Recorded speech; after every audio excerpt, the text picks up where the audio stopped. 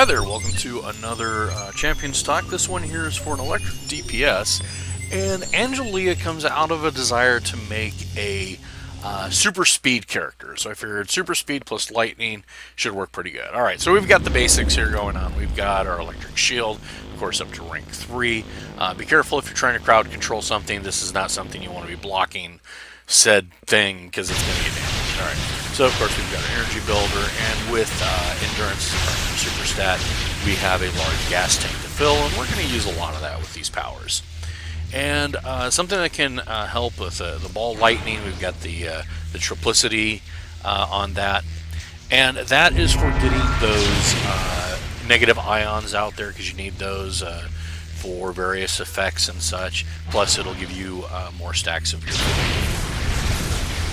So I like to use chain lightning to get my superconductor on something. That's a blast power. Superconductor makes it so things are more susceptible. It's a debuff for lightning powers. And then I followed it up with lightning arc, which is a maintain, and you can just do a lot of damage just by lather, rinse, repeat those moves. You can see we got the superconductor on there, so we can do more damage that way. Let's see. This is really a very basic lightning build. There's a couple things that I've got going on. I've got the neuroelectric pulse, and I've also got storm summoner, which, if you put the magnetic or whatever advantage on it, is really nice if you're playing the tank in your team, because you can bring everything to you, put it on top of the electric pulse, throw the ball lightning out there, and you've just got all these nice little AoEs that are just going around doing all this damage while all you're doing is, I don't know, putting your hands in the air like you just don't care. For doing, like, say, the tanking duties, I went with regeneration. Partially because I love regen, and also because I figure it fits the whole super speedster theme. You've got lightning coursing through your body, and you're really fast, and you heal faster, and yeah, because lightning and regeneration, I don't know. It made sense to me at the time. And of course we've got our Thundering Return, bring ourselves back to life with that, because duh. Oddly enough, I use it on a lot of my characters just because I hate the regular other ones. Alright, so here's the Thunderstorm ability. We're going to be using that. First we'll put out the neuroelectric pulse, so everything's getting a little bit of a shock. I'm getting a little bit of a heal as well as energy back. And give it a moment here, and we're going to put our hands in the air. Maybe we're going to put out another one first. Makes more sense, probably.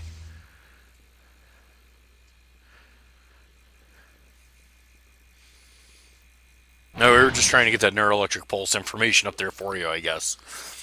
I say we, it was me. Yeah. Alright, so here we are just bringing everybody in. And the longer you maintain it, you do more damage, and then you do a big chunk of damage right there at the end. And that can be really useful. Got like a lot of yard trash or something. Of course, you want to pay attention to your health while you're doing that. If you're fighting things that'll actually fight back, because otherwise they'll get you. So you have to go back to blocking, maybe hit resurgence, pop a heal potion, whatever, and then resume. Alright, let's go to the QWZ to prove this works. Alright, so we're in the Cliffothic War Zone here, and if you're ever wondering how to get to here, basically go talk to one of the guys over by Defender. They've got a mission. It'll be Hermes Revisited, and then once you turn in the mission Hermes Revisited to somebody in the Until base, you'll get the mission for Realm of Destruction, and that'll bring you to here. Alright, so we're in the valley, and we're going to just go ahead and start off with the how to take out a group real fast, because we're going to make some room so we can fight the Nightmare Demolisher like videos. Alright, so we can pop some resurgence there. Got all these little guys here, and boom. They're all taken out. We're just left with this brute, and he's going down pretty darn fast. So that's that fight. Alright, so, usually the plan is do what we can to take down two of the little guys first, one at a time, so that way we have the reduced amount of damage coming in to us. And it is not looking good so far. They're just knocking me around. It just, oh geez. practically knocking me down to the other group that I just got done killing. Probably were going to respawn. Because I had to wait for them to separate the group down there, which is a weird thing. Oh, geez, right there. Let's get away. Let's hope that we don't get any extra aggro from the ball lightning. Alright, and the AoEs are really useful for helping to take down two of them because like they're both down and didn't even realize it.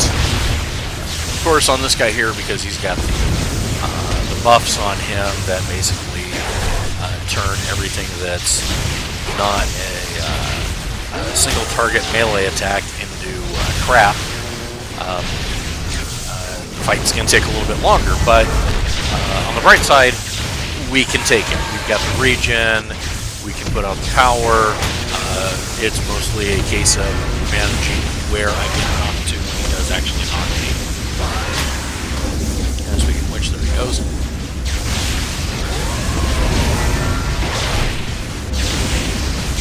And for a lot of this fight, I put out the ball lightning. It's going to go towards him. It's going to go only to things that are actually in a group together. So even if there were other things out here, it wouldn't necessarily, other, like say, Nightmare Demolishers or whatever, horrors, unless they were part of his group, they're not going to go to him. That's why, like, if you have ball lightning and you're fighting the dogs and Kigatilic, and you've got, like, some of them are still being CC'd, you don't put out the ball lightning when you're on that last chunk of health on the dog. Otherwise, the ball lightning's going to go next and go over to the other side, and the CC'er and everybody else can be like, who did that? And everyone's going to point at, anybody who's got one. And so we're going to be taking him down, and boom, there he goes. So I wanted to throw in a couple more examples of where I find the lightning powers really useful in QWs.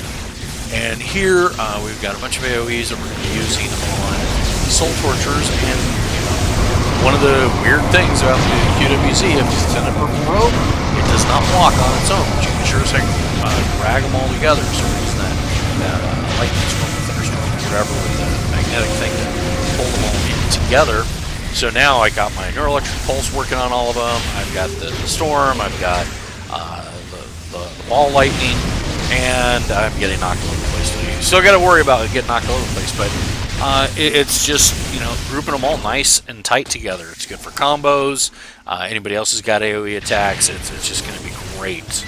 And of course, if you're tanking with your group, you've got their attention, and that's that. It's going to take them down really fast. And then of course you can finish off the last guy with your chain lightning and lightning arc. So I wanted to show you another fight here where I just have fun with the electric powers and such. And that is of course on the worms. And I picked a fight with some of the nastier ones.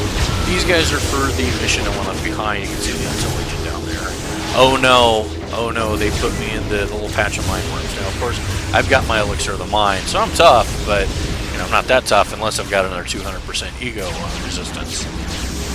And, the idea is I'm just going to take down all of them. I'm going to hold the aggro on all of them, and I don't care. And, when you kill those mind worms that get summoned, they drop resources. So, try to go for the kill on those things if you got the time, the energy, etc. And, where at first it was a really bad fight, now it's me winning and that guy saved. Yay! One last thing. Alright, so the last thing that I want to show you isn't so much an electrical power as it is a super speeds thing. So normally if you're going through here, you'd have to fight your way through like a nice little dungeon crawl type thing because things are going to follow you. If you've got super speed, you can get past everything before it realizes you're there. Of course, once you get to where you're going, then you're going to have to, fight those guys that are there. But you'll notice nobody else is coming in through the door, not even the guys who are just outside, who, by all means should have seen me, but I don't know if that's super speed working as intended, or me just taking advantage of the fact that, for whatever reason, those things are not detected. And, of course, lightning is very useful here on robots. Short circuit, yeah, so guys. Alright. And just to prove that it wasn't a fluke, and of course, at this point here, you get your fat loots and, click on the thing there. Make sure super speed's up to snuff, And we're just going to turn it off and charge it up our darn self. Boom. Yeah, let's go shooting across here. Now, we might take some damage from some things. It might just be the terrain and me jumping or hitting or something.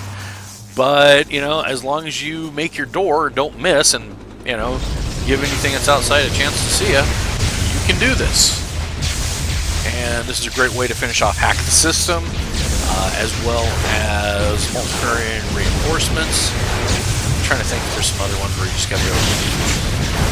Oh, the Magical Whispers, I think, or whatever the heck that one is called. And, you know, there you go. So that was more about the super speed than it was about the lightning. But, yeah. So anyway, thanks for watching. Like, comment, and subscribe.